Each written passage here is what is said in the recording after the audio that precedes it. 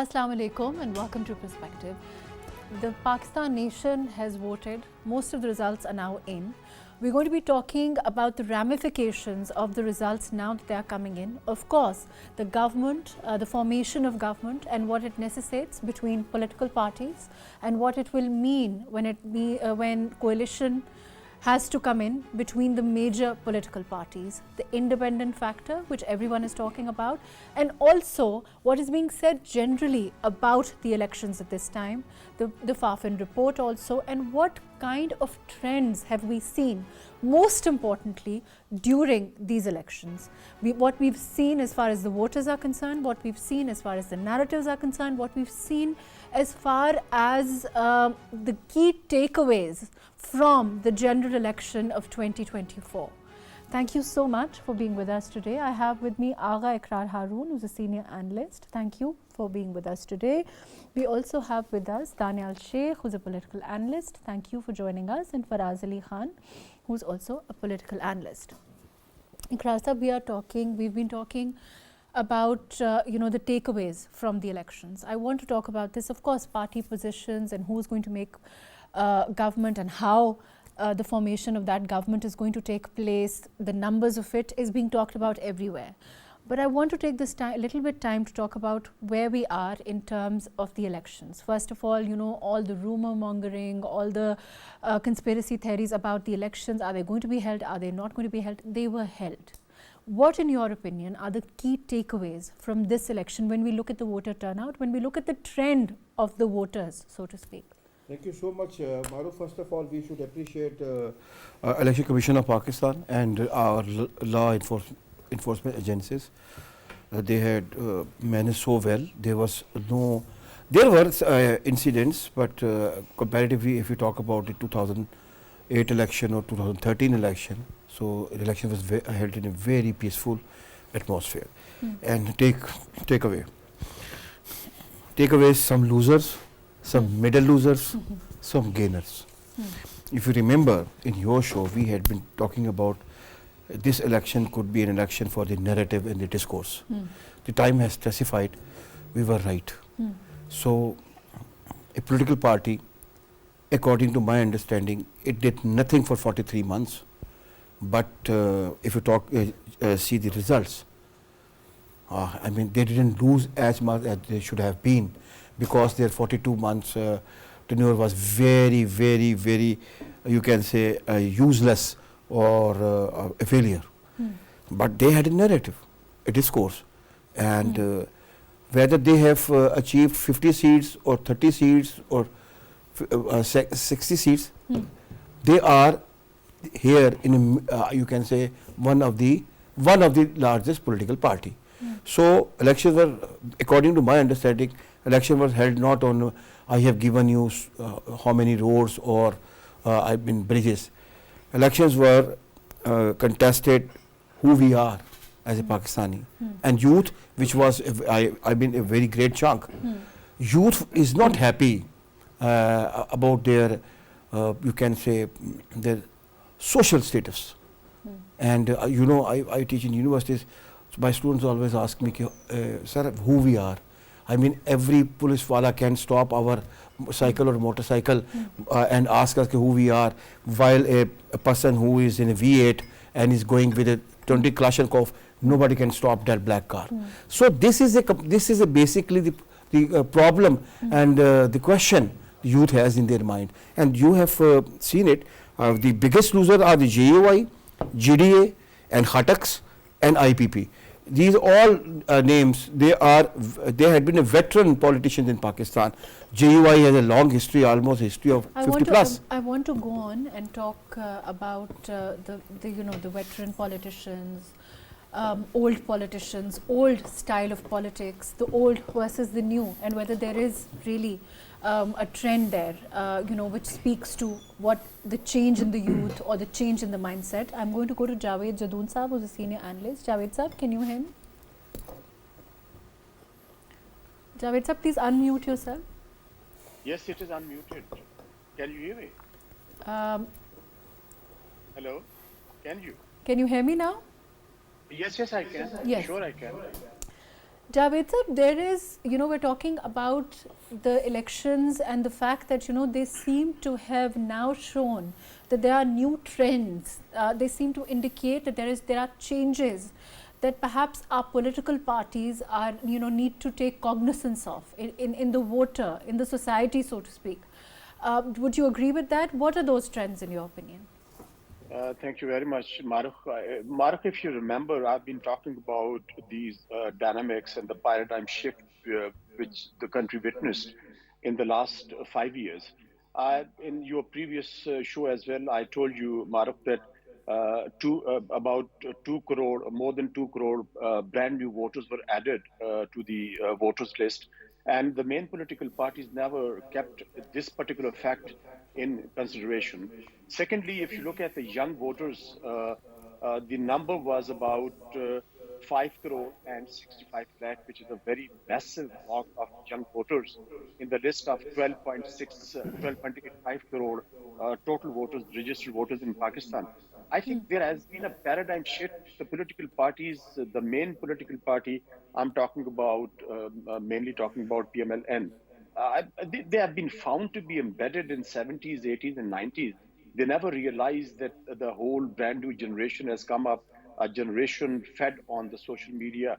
And they believe that, well, it is the old family system where the fathers and the brothers and the elders, they direct the younger generation to go for to vote for a particular party. Never happened.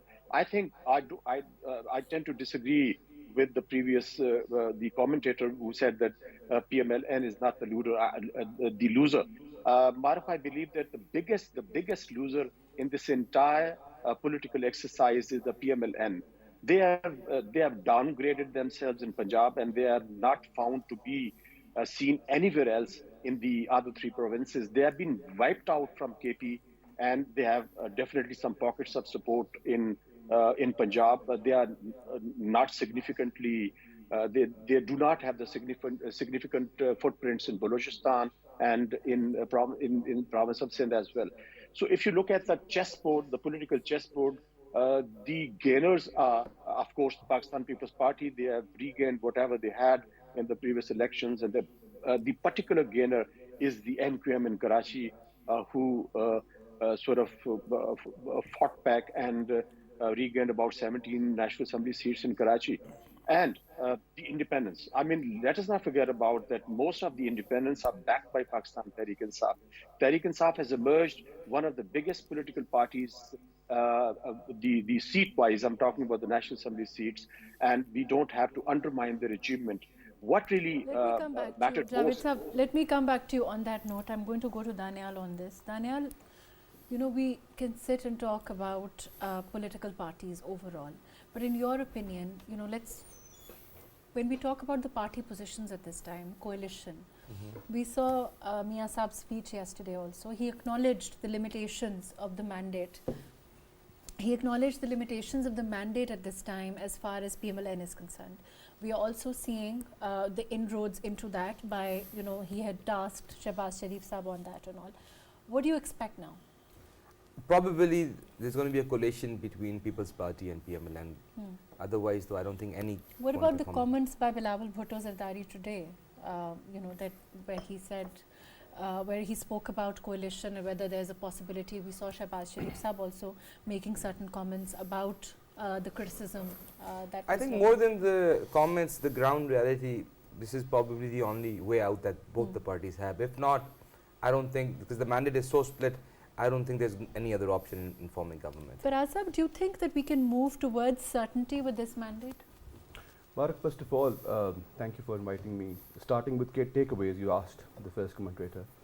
I think the biggest takeaway from this election is that we need to upgrade our election system, the voting system. All this fuss, all this mess has been created because of delayed results. There are serious problems for the government as well. So if we need to work on that, we've been spending billions of rupees and so much time on it. So first of all, the next elections, whenever they happen, next 5 years down the lane, we need to move towards technology. We need to bring a system that cannot be questioned as much as it is.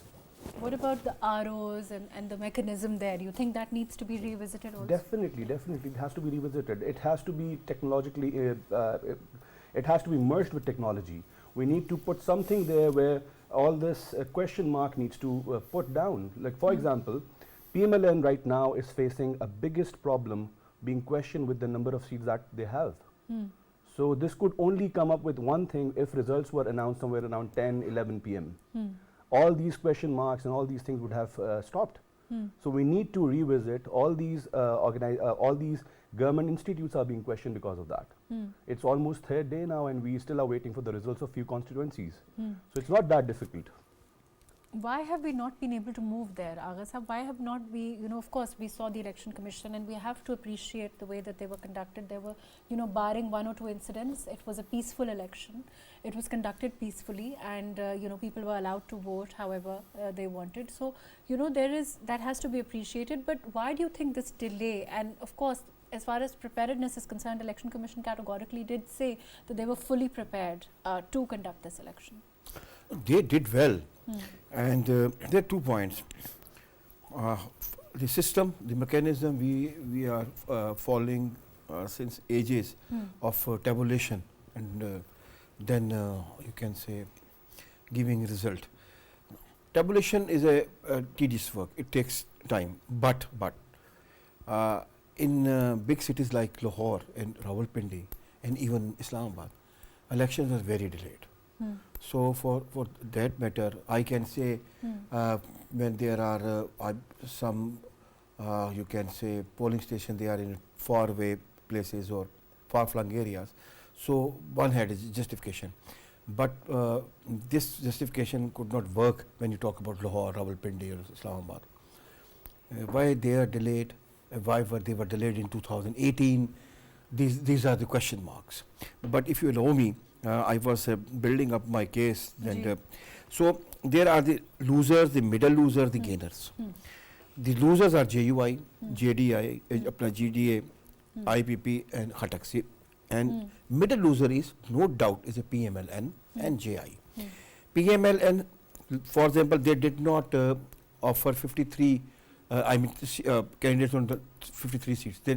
They left these seats open for GDA and IPP.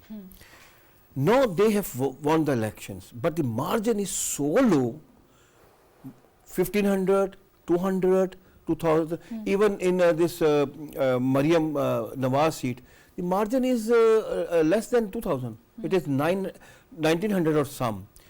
If you talk about the this Hamza seat, it is 4000 something else.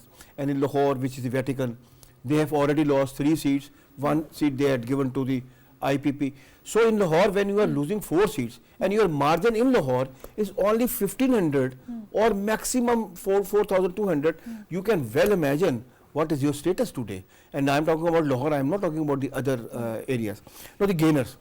Pakistan People's Party has totally eroded everybody in rural Sindh. Because in 2018, the establishment got everybody in one pocket, that was, and made it a GDA. So now GDA has totally eroded. There is no GDA left. Meaning by whatever the work was done against Pakistan People's Party in the interior Sindh for last 20 years against the Pakistan People's Party to damage it, the Pakistan People's Party has totally cleaned out and threw that garbage out of the system. So they are the biggest gainer. And then the MQM, he is absolutely right. And the last point I'll tell you, what system we should go. EVM is not working in many countries. RTS, we have seen what happened in Pakistan. So what system we could go? This is the question. And if you remember, I covered 3 election as an international observer abroad. Still their tabulation and the counting is and the same. You cannot even, I am talking about the Eastern Europe and Europe also. But they are not delays. This is the question. I am saying delay is basically, I tell you, this is the point everybody should ask today to the government, why delay was there. Delay is the important issue. Otherwise, you cannot go for a new system. We have seen EVM and RTS and other systems. Daniyal, even otherwise, moving away from as far as political parties are concerned, when we look at the winners also, the different variety of it, does it also show that there's a trend now to hold, your politician more accountable?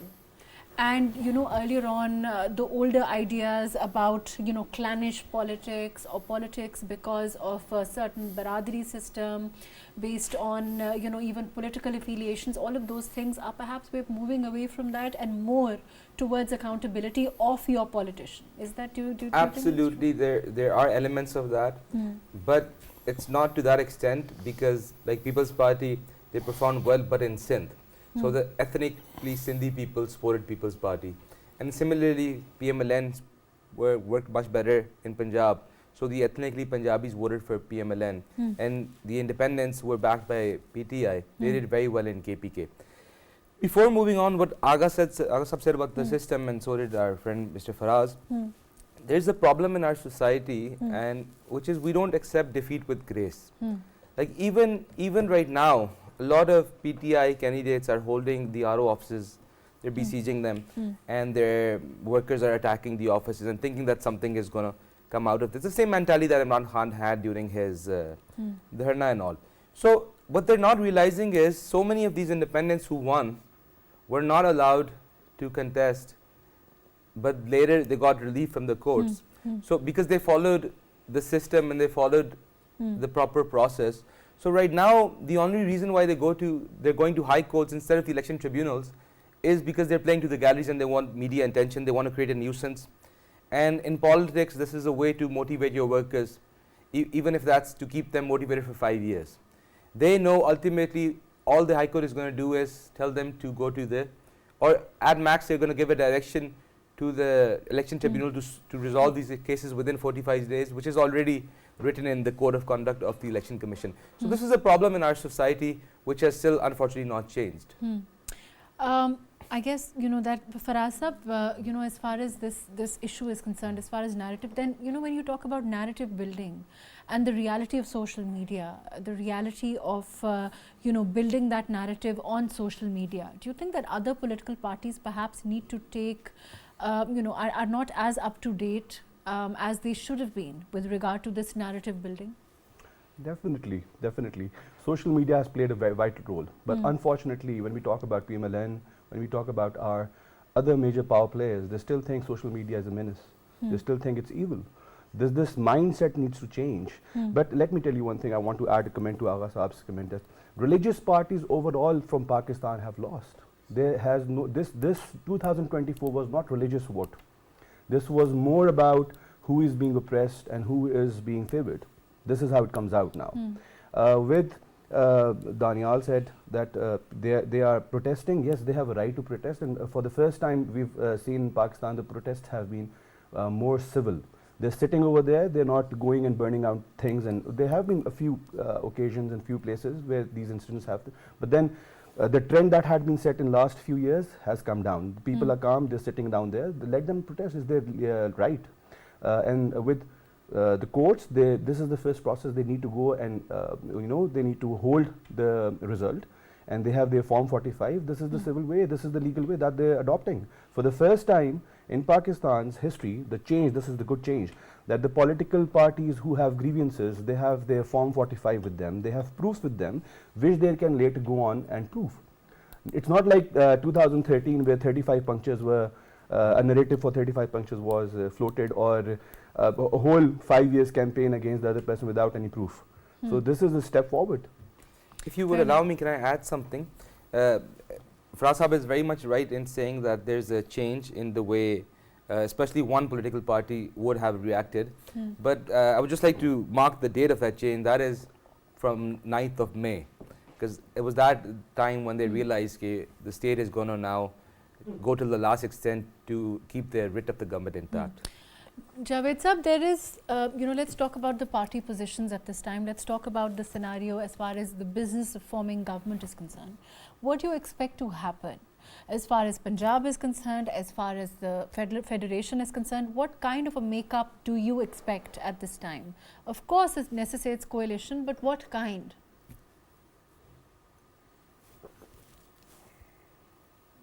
the option or the possibility number one is PMLN, Pakistan People's Party, and MQM in Karachi, and the other fringe parties, they put together all their strength and they form a government in Islamabad. But how you translate this government? We need to understand that they have been in power for 18 months in Islamabad. How they delivered? It was so disastrous time period, the 18 months. It brought Pakistan at the brink of a default. Can you expect that this political combination can deliver in the next 5 years? Can they stay in power in the next 5 years? The problem with a weak coalition, I've just seen a statement issued by Mr. Bilawal Bhutto Zardari, the chairperson of Pakistan People's Party. He said that we haven't decided yet and we haven't contacted, we haven't had any conversation with Pakistan Tehreek-e-Insaf or PMLN as far as the government formation is concerned. Of course, I do understand that there are very limited options or probably no option at all except PMLN and Pakistan People's Party, MQM, and the other fringe parties getting together to form a government at the federal level and probably or possibly in Punjab as well. But here we are talking about the existential threat in terms of Pakistan's economy, which has to be addressed. The projected growth rate for Pakistan in the current the current calendar year is not more than 2%. Inflation is at the historic level.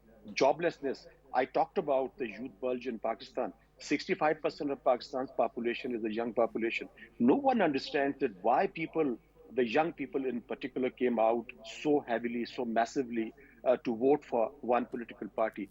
The other political parties are trying to hide behind certain arguments, and I believe until and unless they realize the gravity of the situation, why youth is extending support to a particular political party, because they see hope over there. I'm not saying that the hope is well founded. I'm not saying the hopes are going to be fulfilled. They could be dashed away as well. But as far as the current times are concerned, I think there has been a tremendous change. The societal upheaval showing a different signs. You see societal upheavals in democratic societies, but this is the kind of a societal upheaval I haven't witnessed anywhere else. Mahrukh, I was speaking with you were talking about the arrangements in the Election Commission and why results were so late. I was there at the Election Commission of Pakistan between the night of 8th January and the 9th January. I mean, they were so devastated, the officials of the Election Commission. They had put in very elaborate arrangements to hold and conduct. They conducted elections. Electoral exercise went pretty well. They printed 260 million ballot papers. They deployed 1.4 million staff. They trained them as well. They set up a state-of-the-art media center. They wanted the election results to start pouring in between 10 to 2, 10 p.m. and 2 a.m. They had set a deadline of 2 a.m. where most of the results would have come, and the next morning 10 a.m. as well. But it didn't take place. They were devastated. They didn't know what to do. The entire system they had, as far as the apps were concerned or the other communication system was concerned, ultimately they all depended on manual delivery of Form 45 and 47. I think that was the problem, because the internet was down, the cellular networks were down, they were not able to communicate with their polling staff. I mean, okay, leave it behind. Now, even today, even as of now, about 10 to 11 National Assembly election results have not been received. I mean, what is taking it so long? And Mahrukh, we need to discuss as well what is happening globally as well. The global reaction from the USA, reaction from the UK, a reaction from the European Union, a reaction from the US congressmen and congresswomen. I mean, we have to take it into consideration that this whole entire electoral exercise has been questioned by the global community. Why? I'm not saying that I have no proof that elections were rigged, but because of the undue delay in the delivery of the results of elections. It's only the delay at this time that has raised all these questions as far as the elections are concerned. Nobody, yes, in terms of the predictions or in terms of the results at this time, that is in no way indicative of anything. I mean, at this time, the undue delay as far as the results are concerned, with 2 or 3 results still away. I mean, 8 to 10 results still awaited. But Mahrukh, it definitely raises questions. You really can't get away with that. You have to answer. I mean, when you set a deadline of 2 a.m. where most of the results would have come, then I think the Election Commission of Pakistan has the responsibility to answer and address this particular question. And then, according to the election rules, the next day 10 a.m. was... Let me come back to you, Javed sir. Agha sahab, overall, in terms of the situation at this time, okay, we talk about piecemeal coalition and the fact that, but the question is, if we look at the voters, the voters have spoken, the people have spoken, they've given their mandate, whether that's piecemeal or whether that's, a coalition government or whether, whatever it is there, and that has to be respected. And for all political parties to move forward, it necessitates acknowledging, and we saw the speech that PMLN's leader, Mia Mohammad Nawaz Sharif, made. He said that there are limitations to the mandate that has been given, and they want to move on according to that mandate, and they want to form government. But in your opinion, when we look at Karachi, we look at Punjab, we look at Sindh and Punjab and KP, for all these parties to work together, are we going to the PDM scenario again? You have asked me very critical questions and so many dimensions. For example, if you talk about the federating units, things are very clear. KPK is backed by PTI and Sindh is backed by Pakistan People's Party, and the mixed response from Punjab and Balochistan. You always remember in Balochistan there has always been a coalition government since ages. So federating units have given their mandate. It's up to the political parties. The problem is this, that there is one political party who decides always. It should be in power in Punjab also, and it should be in power in center also. One brother there, one brother here, or father in federal government and son in Punjab, or uncle in federal government or niece in Punjab. So until and unless we come out from this kind of, they basically deal Pakistan with a corporate sector. Okay, this mill should be with one son, this mill should be with the daughter. So until and unless you come out of this. The democratic, parties themselves having a democratic structure that is functioning, of course, that is something that, political parties need to move towards. There's no denying that. Yes. But at this time, the mandate is so split that, there's no other option but to go along with it. Whenever there is a mandate is separate, you go for a coalition government. But if you talk about the PDM, it was a total disaster. But we because saw after PDM, say before the elections that he will never form. He should not go. I tell you, if Pakistan People's Party wish to behave like a democratic party, Pakistan People's Party must not go for another PDM with Pakistan PMLN, because after disbanding of the PDM, neither Pakistan People's Party was ready to take the responsibility of the PDM nor the PMLN. So what they are going to make the people again fun? They will again come together, they will again form a government, and after again so many economic disaster, when they will be depart, they will say, I am not responsible, this responsibility lies with the PMLN, or PML says. Daniyal, it's the people who are responsible for this split mandate. Mia Saab, if you look at what he said. So why not we go for 3 parties? Why should not go for a system where interims, Pakistan People's Party and PMLN can sit together and they can form a government? Why not 3? Why we are always think about the 2 parties? It's going to be 3 anyway. There should be 3. Agha, if we take your argument, a hypothetical scenario, if we take the House of Sharif out of PMLN, where does PMLN start? I didn't say that you keep House of Sharif. I am saying House of Sharif is always separate things to daughter, to son, to the father. This is not a corporate sector. Okay, within the Punjab Assembly, who else has the capacity? For me, the question is different. For me, the question at this time is now that it's already done. Your people Exactly, have voted. they've given a mandate. They've given a mandate. So in Punjab there is a 50-50. Why not the other PMLN party? is in majority in the Punjab at this It time. will only Within matter the of rights of some every political 7 party. seats. Do you think that more independents will join, Faraz? Well, Why? it's going to depend who the next chief executive is. If it's from the Sharif family, yes, they will. If it's somebody else, it's going to be very difficult. Mahrukh, we know, The independents have to join before, and then there is No, a chief they executive. need to know who their chief minister is going to be. they can stay as an You think independent. there has to be an announcement before the independents announce? They Mahrukh, will know they will who they're dealing with, of course. Well, Mahrukh, they can just to stay add as to it. they can stay as an independent. Who told you that they have to They join some No, they political don't. party? I'm saying, will they? That's the question. Because They should stay as an independent and let the try PML and to make a government in Punjab. Well, Faraz. Mahrukh, to start that's with, Agha Saab's opinion. Fair enough. well, to start with, first of all, PPP is the only party that is in a comfortable position right now.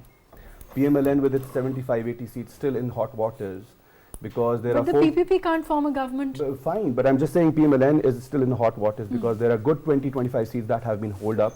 There are Form 45s with PTI contestants, so they might lose. They might just go back to 50, for 55, 60. There's no definite number with PMLN right now. So if you talk about Zardari Saab, he's not that, he's not that immature that he would form a government with or take any promises with PMLN before things settle down. So PMLN right now is in a very, very grey situation. Well, with PPP comfortable, PTI is the only other party with great majority over there. There are 100 confirmed seats that are not being contested by anyone else. There are good 10, 15, 20 number again. That depends on the cases that will go in the RO offices and High Court, and they might just get that as well. So PMLN in federal, I don't see PMLN in federal right now.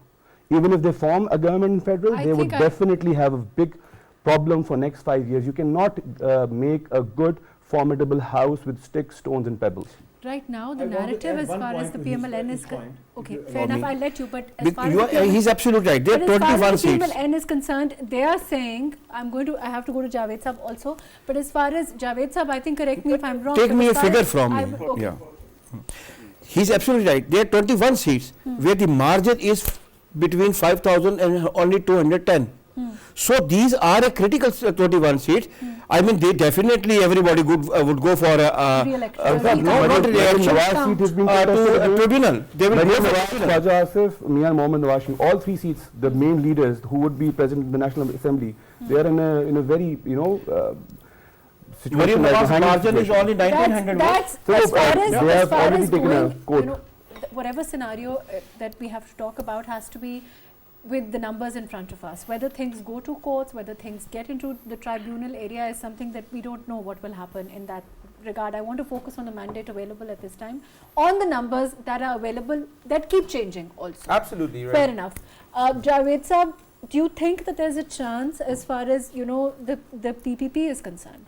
We can say the PPP is comfortable, but the question is the PPP can't form government without the PMLN or the independents either.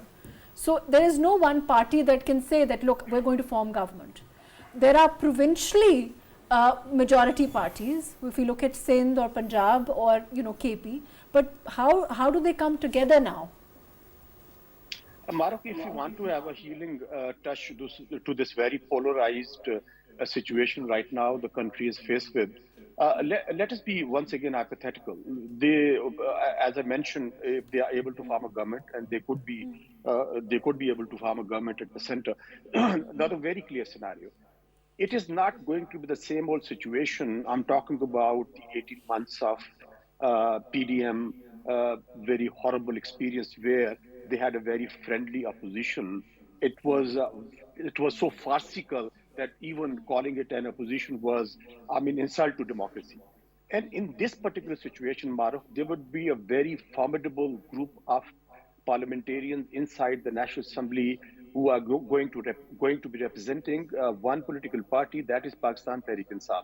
It is not going to be an easy sailing for the coalition this time around. Forget about those 18 months of friendly opposition where Raja Riaz was the opposition leader. And I think I said that it was an insult to call that man an opposition leader. It was insult to democracy. But this time around, Mahrukh, once again, hypothetical speaking, if Pakistan Muslim League and Pakistan People's Party, MQM, they are able to form a government at the center, let's talk about the number of independent parliamentarians belonging to Pakistan Tehreek-e-Insaf.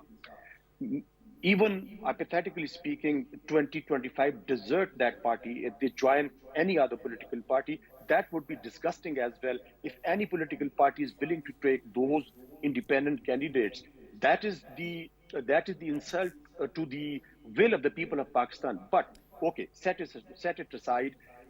There is going to be a very strong opposition in the National Assembly. Even if it is 60 to 65 members strong opposition, they will be able to make life of the coalition government very, very difficult, because legislation will not be easy. Opposition will always be watching, a very hostile and very unfriendly opposition. I agree with one of the commentators when he said that why talk about two political parties? Why we keep ignoring one major political party, that is Pakistan Tehreek-e-Insaf, which has the biggest number of parliamentarians, National Assembly members elected. Why we keep on ignoring that particular political party? Why can't they talk with PTI as well? They can have a coalition. Only the one way forward for a smooth sailing for any government for another 5 years is to go for a reconciliation. And if they keep on moving on a path of collision, Mahrukh, do you expect that they will be able to address a very, very serious and grave economic situation in Pakistan? I have my serious doubts. Coalition government, they might be able to do that. This reconciliation, I think that the tone Mia Saab had was very reconciliatory. I think that he did say that they don't want to talk about who, and correct me if I'm wrong, I mean, he said that he doesn't want to talk about individuals. He said he doesn't want to talk who was better and who is not. So there's clearly, you know, a reconciliatory tone there, and he wants there to be. But the question is it going to be reciprocated? Are they going to be able to sit? There's another question. Even if Mia Saab wants to bury the hatchet, do you think the other side does? The other side does. That's the issue. The important problem today we are facing, basically what happened day before yesterday. It was the overconfidence and arrogance of Mia Nawaz Sharif which made these results. Because everybody in PML was saying we have already made a government. No, I'm coming to the point. Not Not at all. It should have not been like that. You know what happened when everybody thought that they have already made a government. Why should we go to vote? And that is the reason their margin is low, so low. Now come to my point. When you are saying they haven't been able to mobilize their voter. No. They didn't feel the need to mobilize. Exactly. They felt there is no need to mobilize. No, come to your point. Mia Saab named. I have asked Shehbaz Sharif Saab to meet blah blah blah. If he could have added another name, I have asked Shehbaz Sharif to contact Gaur Khan also, things should have been different. So Mia Nawaz Sharif is standing over there. For him, it is a three political party, or you can say the PDM parties. JUI, I have talked about. But there are also, I think, some 35, and correct me if I'm wrong, but the figure is 35 independents who are not affiliated. No, this is wrong figure. There is only 12. I got every number. The 12 are those who are already, I think, in the... There are only 12 who are the independent who can go back to the PMLN. So this is not the figure so much. No, you can make even 60 figure. We can understand after 10 days. There are 60. I'm media. No. There are 12 person who we know. They are from PMLN. PMLN asked them to let go for election because they wanted to arrange seats for IPP and GDA. But the question is, those people have won and they want to join the PMLN. They should join. They should join. One of them has already joined one today. Has said they should join. Seat is for PMLN. Exactly. So there are those people. This anarchy we can manage if we all sit together, reconciliation, no arrogance, no overconfidence, to understand, to accept these are the realities. We have to will the realities. Otherwise, we could go for another election. Otherwise, all political parties should say, okay, mandate is so split, it is so, abnormal, so we should go for a re-election. That is it. No, but if the situation is not changing, even if there's a re-election, how will there be a different mandate? Fair enough. And the question mandate is will that be the different. mandate for us has, the question is that the mandate of the people has to be acknowledged. Yes. Isn't that true? Exactly. This is what I've been saying since last 1 week. These independents, if they have taken the vote on the name of a certain person or a political ideology, may it be PMLN, PPP or anything, or a religious party. This need to be understood by the people who are there ready to buy them. This floodgate for horse trading should end. This is not right. Fair enough. Unfortunately, that's all the time that we have. Javed Sahab, I'm going to take your last comments before we close. Do you think there's a chance of that kind of reconciliation in your opinion? It's imperative as well, because Pakistan has seen too much of polarization in the past couple of years. We really can't afford this polarization to continue indefinitely, because we have very formidable challenges as well. I think political parties also need to realize, including Pakistan Tehreek-e-Insaf, that the course of confrontation and the clash is probably taking the country to the brink, to the abyss. So it is, I think, enough is enough. They must realize that if there is a country, if there's an economy, if there are people, that only they can rule this country of 250 million people. But if they continue to adopt the same confrontation approach, then I'm afraid that economy will always be on the back seat and people will always be suffering. Inflation will be always all-time high, and our growth rate will always be very dismal, and our exports will be very pathetic, and imports will keep rising, and our currency, which is at the stable zone right now, maybe not be there. Even we have seen in the couple of days that Pakistan Stock Exchange has started falling as because of the political uncertainty. So I think it is about time for all political parties to sit together, show maturity, and negotiate with each other. That's the only way forward. enough. And then you form a government of national consensus as well. You can do that for the sake of the country. Why not?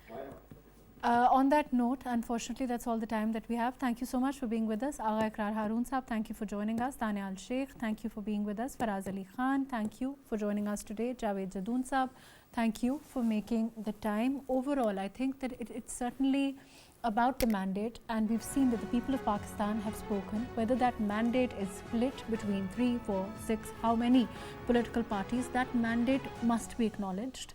And perhaps a national government, based on political consensus and the reality of Pakistan today, and the reality of its voters, the reality of its changing Pakistan, will have to be acknowledged when political parties form government and go towards governance. And perhaps the numbers necessitate that kind of government, and perhaps that will move towards the kind of certainty that we were wanting from these elections.